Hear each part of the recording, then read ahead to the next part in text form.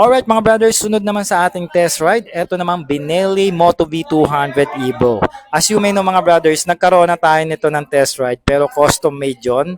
At ito masusubukan natin ngayon dito sa Benelli Caloocan yung stock condition ng motor. Okay, so pero bago natin sakyan yung test unit sa labas, discuss ko muna sa inyo yung main features ng motor or yung mga basic specification niya. Una sa lahat mga brothers, naka-digital meter ito. Okay? And then may switches siya na Harley Davidson inspired. Ba't ko nasabi yun? Kasi yung left niya nandito and then yung right niya is nandito. No? 11 liters yung kanyang fuel tank capacity at mababa lang ang seat height nito. I think around 730mm lang, no? Dahil cruiser bike ito. Alright? So pagdating dito sa likod mga brothers, naka-LED ang kanyang taillight, then conventional ang kanyang turn signal lights dito sa likod.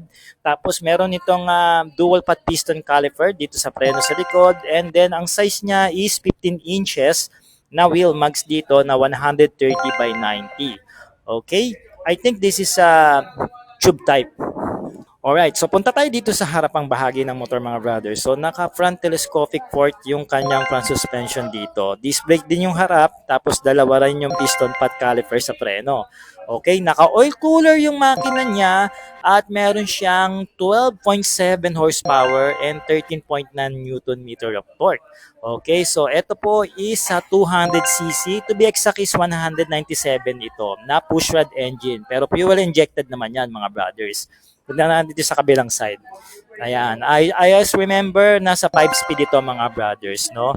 And then meron siyang fuel consumption na around I think 25 to 30 kilometers per liter. Marami nga nagsasabi na malakas daw yung gasolina ng motor o consumption nitong 200 Evo. But I guess it's pretty normal kasi nasa 156 kg yung bigat ng motor. So doon po yung nag-i-impact, no? Mas mabigat pa siya sa Classic 250 ng Rusi. Well anyway, ngayon naman sakyan na natin para makita nyo ang full performance ng motor na ito. Get ready. Drop the beat.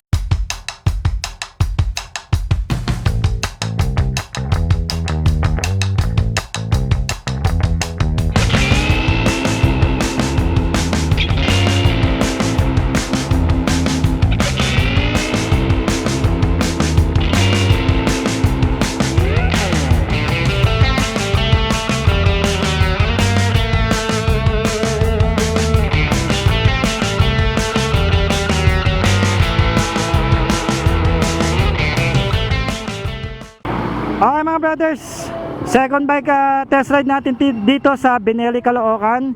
So ngayon tinest ride natin ulit itong Moto V200 Evo nila. Dahil as you may know, may test ride tayo nito noon na customized, no? Pero ngayon test ride natin siya ng stock conditions. Ito talaga gusto ko sa cruiser, ang baba ng kanyang seat height mga brothers. Around 730 lang ata ito. Tapos naka put forward ka. Ayan, ito na, ninibago lang ako. Alright mga brothers on the wheels, first impression ko sa kanya, ang kanyang riding position mga brothers, para kang nakaupo sa sopa, no? Naka-forward yung paa mo, pero konti naman, din naman talaga forward, nakakapusin na yung paa mo, no?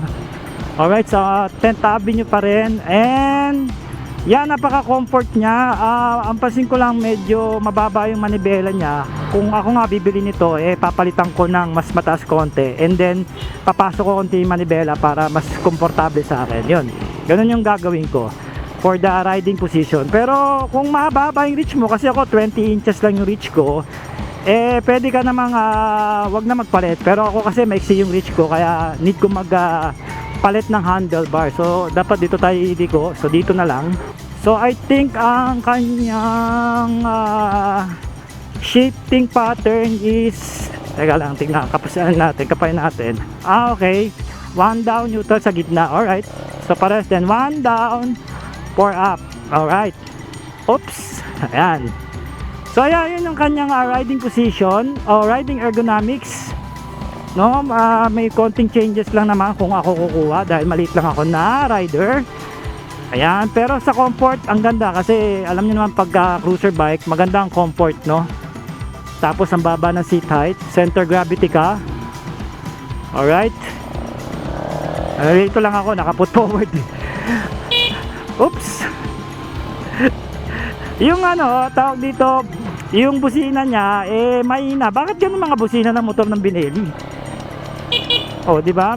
Pero ako papalitan ko talaga to ng mga compact horn. Ayan. Alright, tapos sunod natin arangkada check. Malakas siya, no? Maganda yung arangkada niya. Despite sa bigat niya na 150 kg, ito nga, marami nga nagre-reklamo rito na malakas daw ang motor, malakas daw to sa gas, yung Benelli, bla bla bla, ganyan. Well, kaya siya malakas mga brothers is mabigat kasi siya.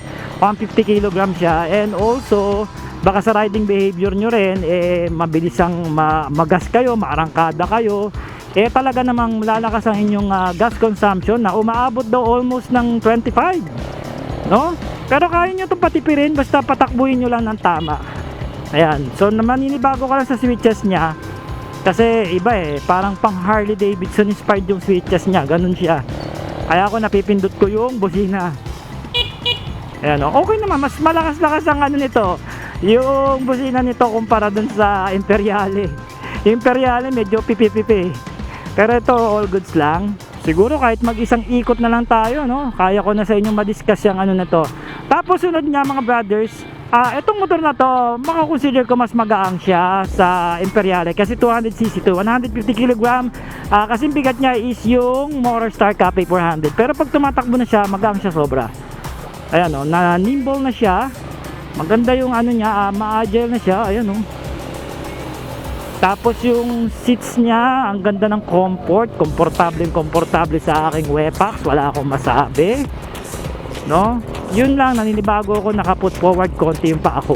Pero I think yung put forward niya bagay sa mga maiksing rider na katulad ko Ano na ba akong indicator? Nalilito ko. Wala nga pala tong gear indicator. Iilaw lang yung neutral niya pagka nandun ka na sa neutral position. Yun lang, ganun lang yung indicator niya. Preno niya, ang lakas. Maganda yung preno nito. Ang lakas, konting piga mo lang, mararamdaman mo kagad yung preno niya. So, ikot pa tayo na isa pa para talaga mapils natin yung motor, no? So, ito arangkada. Ang ganda may vibration konti lang pagka nire-rev ko yung first gear papuntang second gear, which is normal lang naman kasi naka push rod engine to. Pero yung preno niya, ang ganda na response. Konting piga mo lang, yun, binibigay niya na kagad. So sa traffic di kayo pahirapan ng to, napakagaang niya. Kahit 150 kg siya, nako, ayan, kasi baba niya madali mo siyang ma-manage yun. Napakababa niya. Ayan, so tayo na, kapalan na natin yung mukha natin. Magulo rito, walang stoplight. Hindi ako sanay. Hindi ako sanay mga brothers sa ganitong biyahe. Alam niyo naman sa Olongapo, chill ride lang ako. Pero syempre, lumaki naman tayo sa ganitong sitwasyon, kaya hindi na sa atin bago. Once again, maraming salamat Benelli Caloocan, no? At sa lahat ng staff nila, especially kay Ma'am Irene. Ayan, nakakabisado ko na yung ano ayan, no? Yan, 34 seconds pa daw bago mag-stop. Ayan. Alright, may lubak. Ganda arangkada niya, malakas siya. Not bad for 200cc cruiser bike, no? And for the price na I think 120k lang something to, hindi ka natalo. Meron ka ng cruiser na budget, no? Budget cruiser, no? Kung di mo afford bumili ng mga Harley Davidson, mga Kawasaki Vulcan, and so on na matataas na 200k, ba dito ka na lang. Tapos pwede mo pa itong pang araw-araw dahil low displacement lang, no? Hindi big bike. Hindi madugo sa maintenance. Oops. Nalilito talaga ako sa switches nito.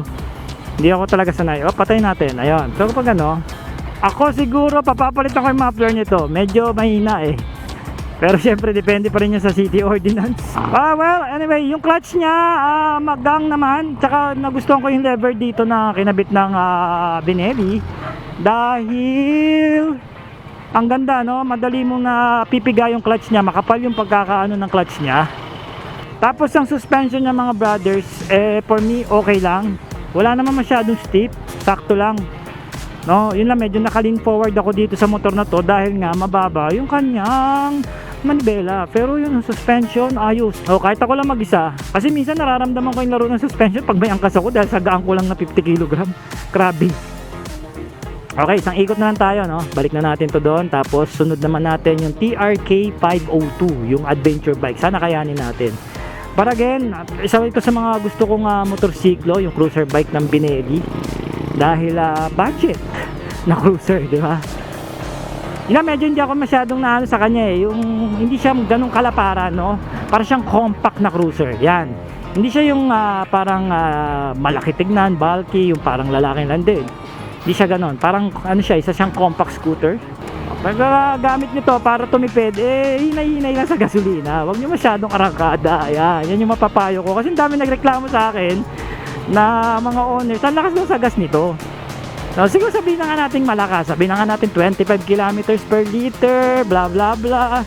Siguro kaya nyo ito mapa 30 basta patakbuhin nyo lang ng swabe. Yun ang ano ko sa kanya. Preno. Ganda ng preno nyo, lalo dito sa harap. Kahit wala tong ABS mga brothers, pasado to. Tag alam ko, tag dalawang piston pat caliper to, harap at likod parang sa classic din.